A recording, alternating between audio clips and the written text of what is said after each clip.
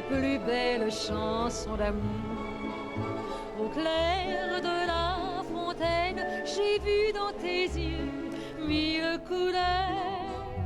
Quand la claire... You may or may not have heard about this game, and I didn't know it was in development until it came across my For You page on TikTok, and that brought it onto my radar. Playing a third-person 1950s mystery game as a maid in a hotel is a great pitch. No wonder it went viral with over 15 million views between all the videos the developer put out.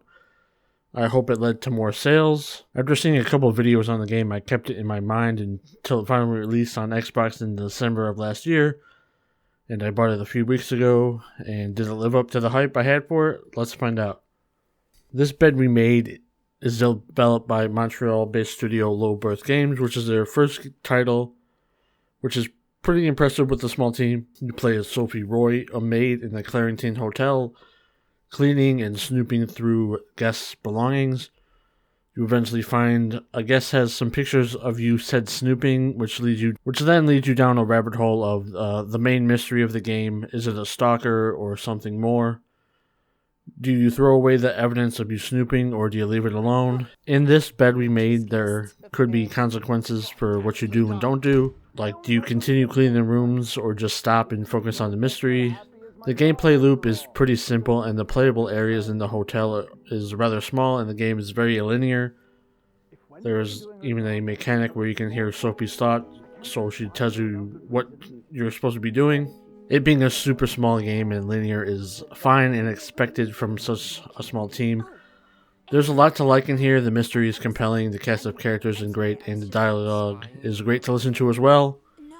This is the 1950s though, so some of the characters are unlikable with their questionable views.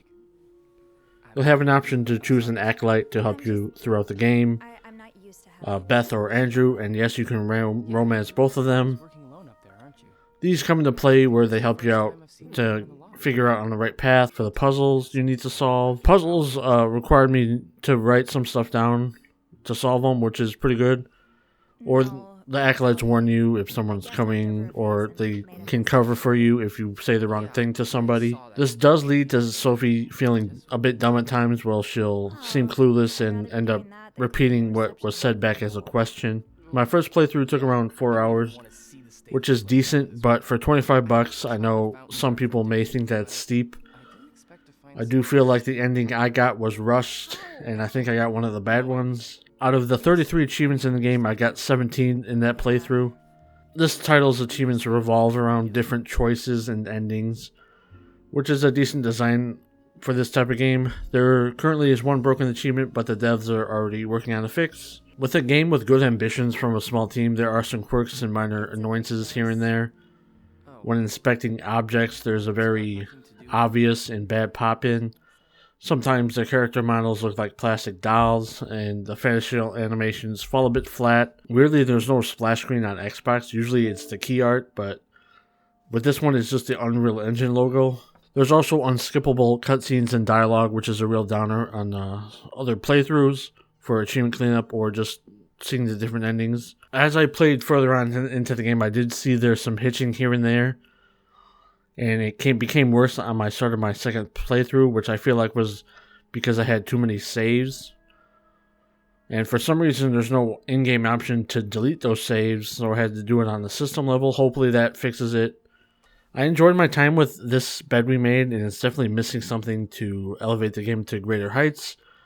For me, I think it was missing a bit more playtime and getting to know the characters before the main mystery, so we can learn about Sophie, why she started snooping, interact with the boss and coworkers, so we can get to know them better instead of just like going into a spot in this game's universe where they already all know each other, they're kind of friends already.